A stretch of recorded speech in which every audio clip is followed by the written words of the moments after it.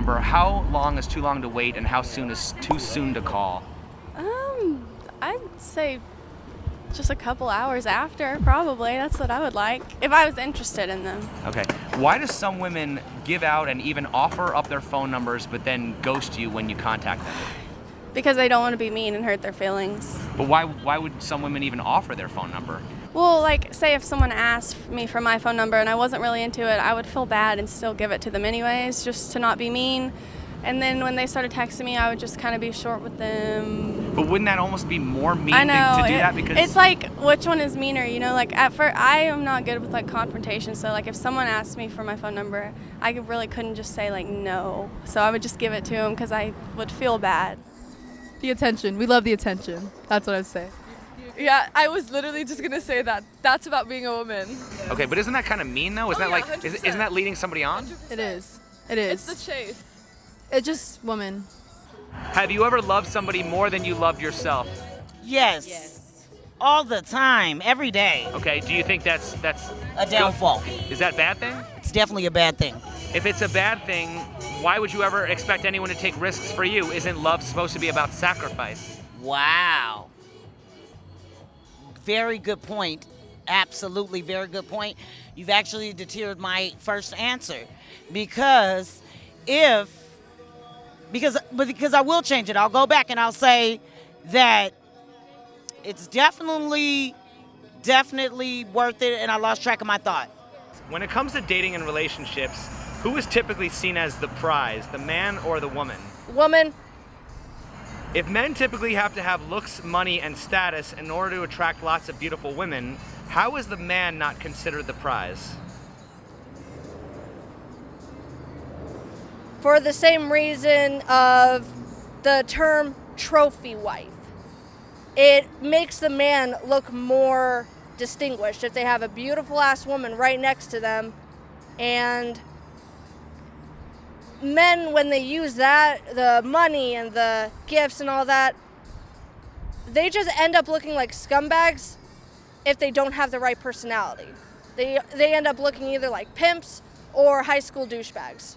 Why do women often choose to make lists of what they want in a relationship rather than what they bring to the table? Because they're demanding and they think that they're the shit when We are. We're We're in power. We are. We're the ones But that get it's to a two-way ask. street. No. I think the guys should be the ones showing what they bring to the table. The women should be demanding what they want in a relationship. Does that make sense? Well, what does a woman bring to the table? Everything. She's a woman. Everything. She's the other half. Which of the following do you think is worse, being led on or being cheated on? Oh, being cheated on. Why do you think so? That's just terrible. That would hurt my feelings really bad. Okay. Have you ever led a guy on because you enjoyed the attention you received? Yeah. Okay. I asked guys also, have you ever lied to a woman in order to get with her? And a lot of guys do also. Oh, yeah. So both people will lead each other on. Uh-huh. Do you think that people have the right? Do you think that people who lead others on have the right to complain if they get cheated on? No. Why is that? Because that's not fair. That's like hypocritical. You can't lead someone on and then expect for things to go good for you. Like Okay. And lastly, who do you think is more likely to forgive cheaters, men or women?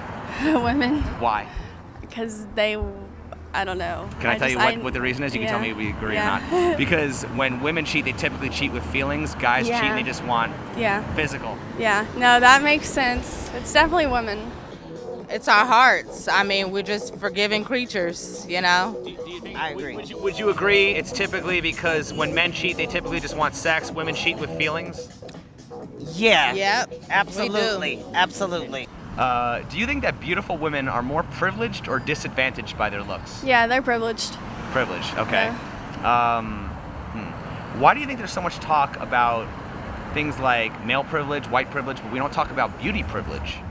There should be, actually. I mean, it definitely is a thing, and it's just as relevant, honestly. What does it mean to be out of somebody's league?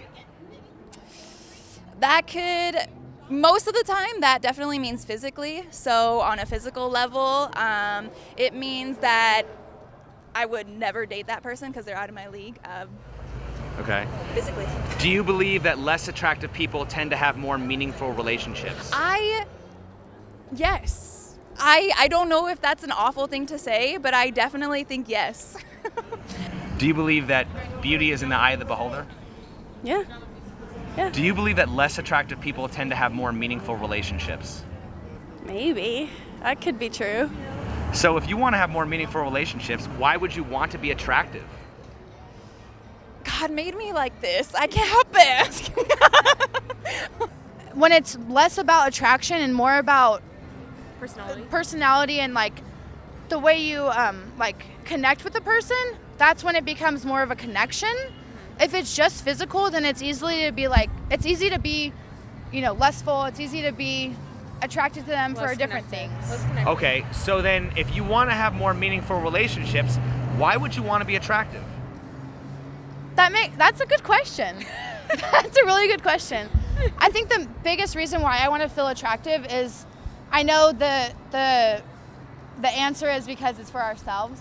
Okay. But I was just gonna say. But it's also because like I feel good. Like when you just feel good. Confidence. Like it's just confidence. When it brings up your confidence, it makes you want to go after that person you want to go after. Everyone just wants to be attractive. That's just like a natural thing. Okay. When you like a guy, do you make any effort to impress him, or do you just show up? Yeah, everyone makes an effort to impress someone they like. So like, what kind of effort do you make? What do you do? I mean, obviously, if I like someone and I know I'm going to be seeing them, then I'll like put my makeup on, do my hair better than normal, than just like an average day. But isn't the man also expected to look and act his best? Yeah. So why do so many women think that looking your best is going above and beyond when it's actually just the bare minimum? Yeah, that's a good question, honestly. Hair, Nails, clothes, outfits, smelling shoes. Okay, but isn't the man also expected to look his best? Yes. So then isn't he matching you in terms of... He should, or I'm not gonna want him. I think that he should try just as much as we do. Okay, why do so many women think looking your best is going above and beyond when it's really just the bare minimum? The thing is, it's not the bare minimum. Because if it was the bare minimum, I would be walking out, like, I would just be getting dressed, I wouldn't wash my face. He's right. Well, no, not that, but I'm talking... He's right. Can you explain what you're talking about? No. Wait, what do you mean by he's right? Like, I don't know. Guys are just kind of like, Well, like the you know how guys- girls go no, all out, but the guys are just. But that's not what he was saying, though. He was saying guys do the... Wait, what were you saying? When you like a guy, do you make any effort to impress him, or do you just show up? Just depends on the guy and how much I like him. Okay. Well, if you really like a guy, what kind of effort do you make to impress him? I pretty much try not to be obnoxious or loud. Probably respectful. Okay. But isn't the man also kind of expected to be respectful and not obnoxious and not loud? Yeah. Okay, so is that really making an effort to impress somebody, or is that just kind of what's just expected?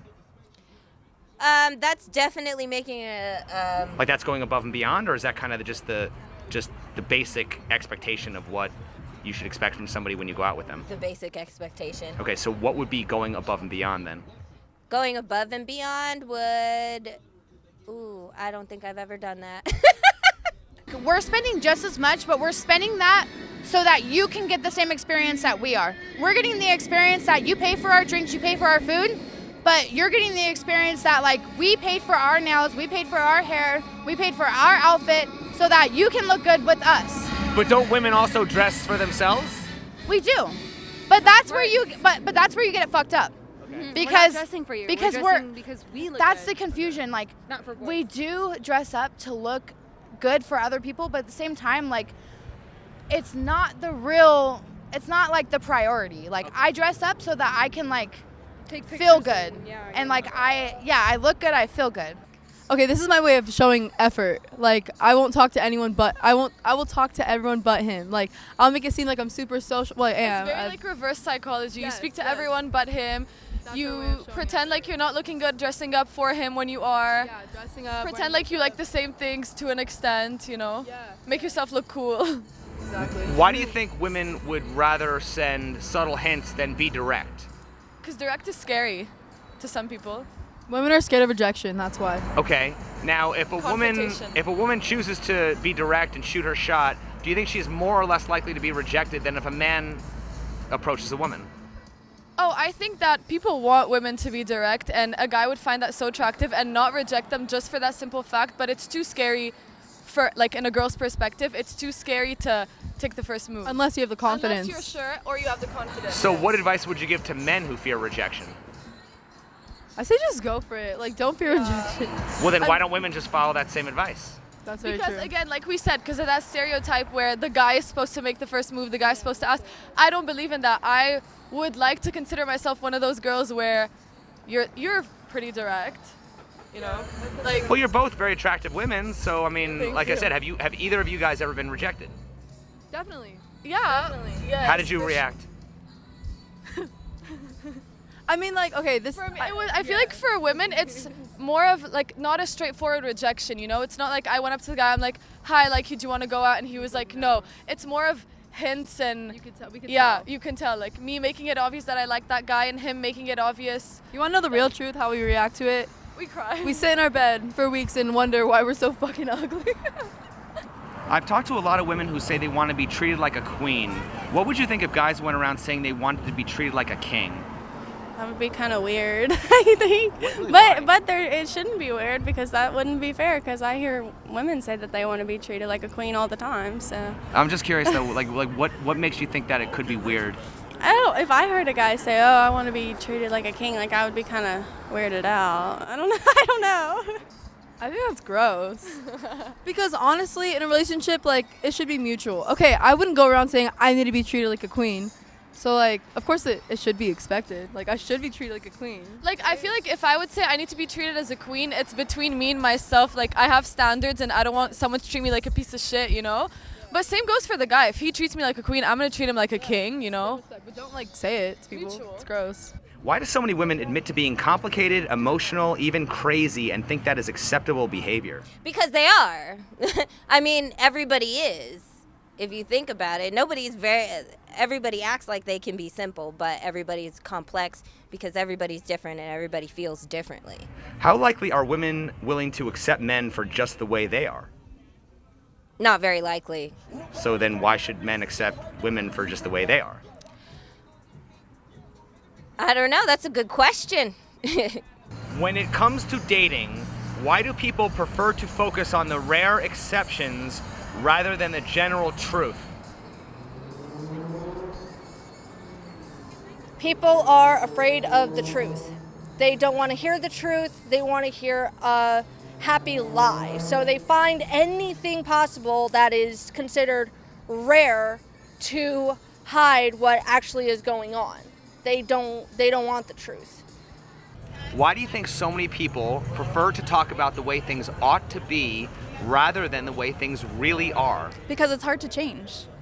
Because if they say the way that things are and they say it, then they're gonna have to change. If they want say, oh, you know, I really should work out, I really want to lose that weight, then they're saying that out loud. If they say, well, in actuality, what things are right now, I am overweight and, you know, whatever, all this stuff, then now they have to do something to change it. And I think that most of us, we shy away from change. We don't want to change. It's hard. Change is hard. And related to that, what is the difference between having goals and being delusional? I am a firm believer that your dreams should scare you. I think that there is nothing wrong if anyone tells you you are dreaming too big. Don't ever listen to them. I think that anything is honestly really possible for people if they put their mind to it in a certain way, in certain things. And I kind of forgot the question because I kind of...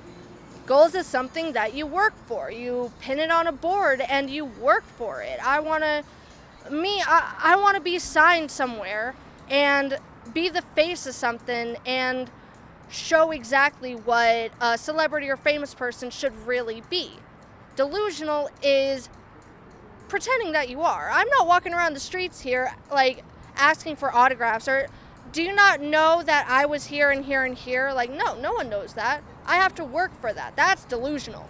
I think a lot of people are so, like, caught up in, like, their future and, like, what they need to be doing to get this in the future, whatever. Like, so many people, like, are in denial of, like, the moment, whether it's good or bad. Plan, like, to think about what you want in the future rather than to, like, focus on what's happening right now and dealing with what's happening right now, if you know what I mean. What's the difference between having goals and being delusional? Well, your goals have to be realistic to your, like, needs and, you know, timelines and what you're capable and not capable of doing, but obviously with a little like dream in it. You have to be willing to work for your goals. Like, you can't just say, like, I'm going to be a millionaire and then sit on your ass all day. That's delusional. At the end of the day, when we're doing all our normal lives and we go to bed and we think to ourselves, okay, this is what should happen, this is what should happen, but you don't sit there and focus on, I have a great relationship or I have a great life. All you want is want, and but then you don't work for it. You don't take the time to really progress yourself. So, in all actuality,